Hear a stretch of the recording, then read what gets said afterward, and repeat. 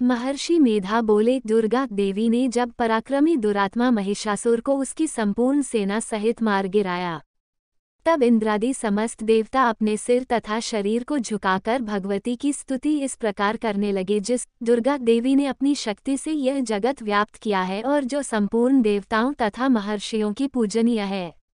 उस अंबिका को हम भक्तिपूर्वक नमस्कार करते हैं। वो हम सबका कल्याण करे। जिस अतुल प्रभाव और बल का वर्णन भगवान विष्णु, शंकर और ब्रह्मा जी भी नहीं कर सके, वही चंडिका देवी इस संपूर्ण जगत का पालन करे और अशुभ भय का नाश करे। पुण्यात्माओं के घरों में तुम स्वयं लक्ष्मी रूप हो और पापियों के घरों में तुम अलक्ष्मी रूप हो, तथा सत्कुल में उत्पन्न होने वालों के लिए तुम लज्जा रूप होकर उनके घरों में निवास करती हो। हम दुर्गा भगवती को नमस्कार करते हैं। हे देवी, इस विश्व का पालन करो। हे दुर्गा देवी, हम तुम्हारे अचिंत्य रूप का किस प्रकार वर्णन करें। असुरों का नाश करने वाले भारी पराक्रम तथा समस्त देवताओं और दैत्यों के विषय में जो तुम्हारे पवित्र चरित्र हैं, उनका हम किस प्रकार वर्णन करें। हे दुर्गा देवी, त्रिगुणात्मिका होने पर भी तुम संपूर्ण जगत की उत्पत्ति का कारण हो।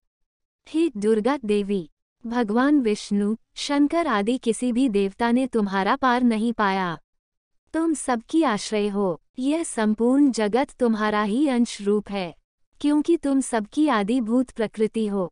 हे देवी दुर्गा, तुम्हारे जिस नाम के उच्चारण से संपूर्ण यज्ञों में सब देवता तृप्ति लाभ करते हैं, वह स्वाहा तुम ही हो। इसके अतिरिक्त तुम पितरों की तृप्ति का कारण हो, इसलिए सब आपको स्वधा कहते हैं।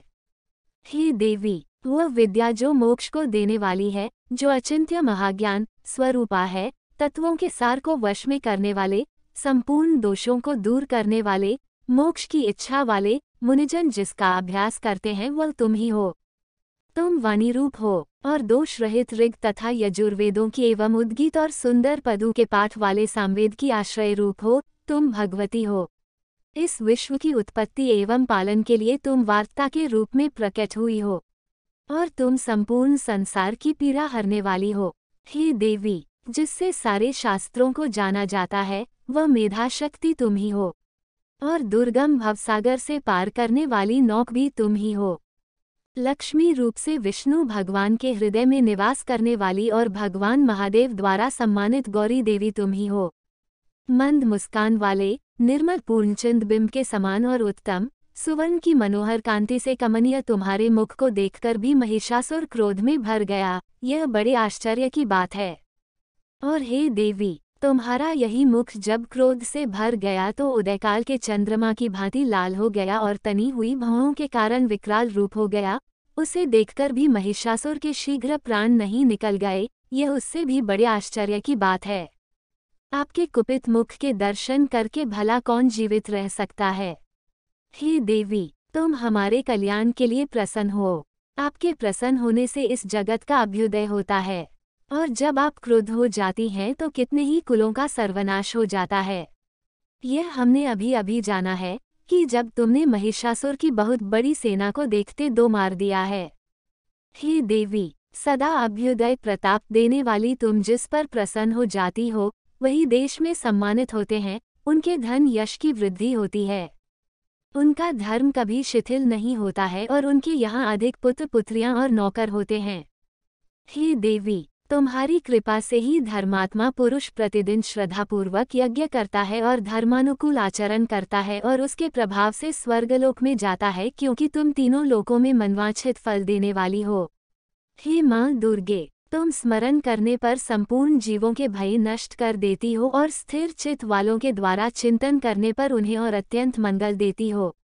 हे दारिद्र्य दुख नाशिनी दुर्गा देवी, तुम्हारे सिवा दूसरा कौन है। तुम्हारा चित्त सदा दूसरों के उपकार में लगा रहता है। हे देवी, तुम शत्रुओं को इसलिए मारती हो कि उनके मारने से दूसरों को सुख मिलता है। वह चाहे नरक में जाने के लिए चिरकाल तक पाप करते रहे हों, किंतु तुम्हारे साथ युद्ध करके सीधे स्वर्ग को जाएं। इसलिए तुम उनका वध करती हो, इसमें भी शत्रुओं का भला ही करती हो। हे देवी, क्या तुम दृष्टिपात मात्र से समस्त असुरों को भस्म नहीं कर सकती। अवश्य ही कर सकती हो। किंतु तुम्हारा शत्रुओं को शस्त्रों के द्वारा मारना इसलिए है कि शस्त्रों के द्वारा मरकर वे सीधे स्वर्ग को जावें। इस तरह से हे देवी, उन शत्रुओं के प्रति भी तुम्हारा विचार उत्तम है। हे देवी, तुम्हारे उग्र खड्ग की चमक से और त्रिशूल की नोक की कांति की किरणों से असुरों की आंखें फूट नहीं गई। उसका कारण यह था कि वे किरणों से शोभायमान तुम्हारे चंद्रमा के समान आनंद प्रदान करने वाले सुंदर मुख को देख रहे थे।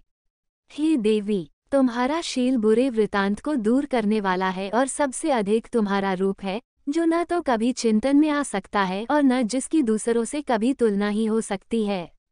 तुम्हारा बल व पराक्रम शत्रुओं का नाश करने वाला है।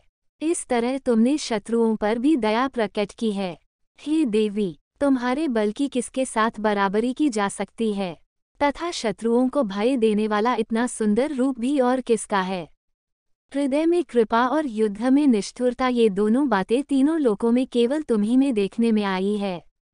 हे माता, युद्ध भूमि में शत्रुओं को मारकर तुमने उन्हें स्वर्गलोक में पहुंचाया है।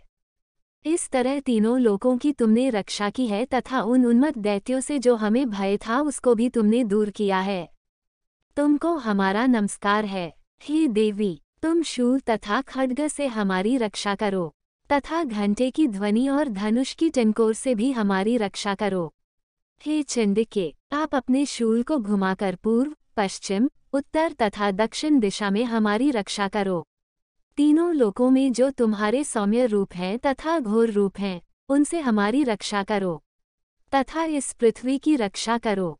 हे अंबिके, आपके कर पल्लवों में जो खड्ग, शूल और गदा आदि शस्त्र शोभा पा रहे हैं, उनसे हमारी रक्षा करो।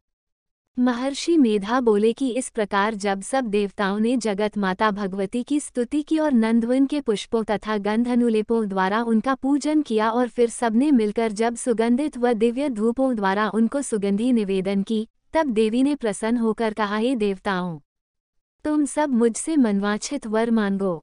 देवता बोले, हे भगवती, तुमने हमारा संपूर्ण कार्य कर दिया, अब हमारे लिए कुछ भी मांगना बाकी नहीं रहा, क्योंकि तुमने हमारे शत्रु महिषासुर को मार डाला है। हे महेश्वरी, तुम इस पर भी यदि हमें कोई वर देना चाहती हो तो बस इतना वर दो कि जब जब हम आपका स्मरण करें तब तब आप हमारी विपत्तियों को हरण करने के लिए हमें दर्शन दिया करो। हे अंबिके, जो कोई भी तुम्हारी स्तुति करे, तुम उनको वित्त समृद्धि और वैभव देने के साथ ही उनके धन और स्त्री आदि संपत्ति बढ़ावे और सदा हम पर प्रसन्न रहें। महर्षि मेधा बोले, हे राजन, देवताओं ने जब जगत के लिए तथा अपने लिए इस प्रकार प्रश्न किया तो देवी ने तथास्तु कहा, और यह कहकर देवी अंतर्धान हो गई। हे भूप, जिस प्रकार तीनों लोकों का हित चाहने वाली यह भगवती देवताओं के शरीर से उत्पन्न हुई थी, वह सारा वृतांत मैंने तुझसे कह दिया है, और इसके पश्चात दुष्ट असुरों तथा शुंभ निशुंभ का वध करने और सब लोकों की रक्षा करने के लिए जिस प्रकार गौरी देवी के शरीर से उत्पन्न हुई थी, वह सारा वृतांत मैं यथावत वर्णन करता हूँ।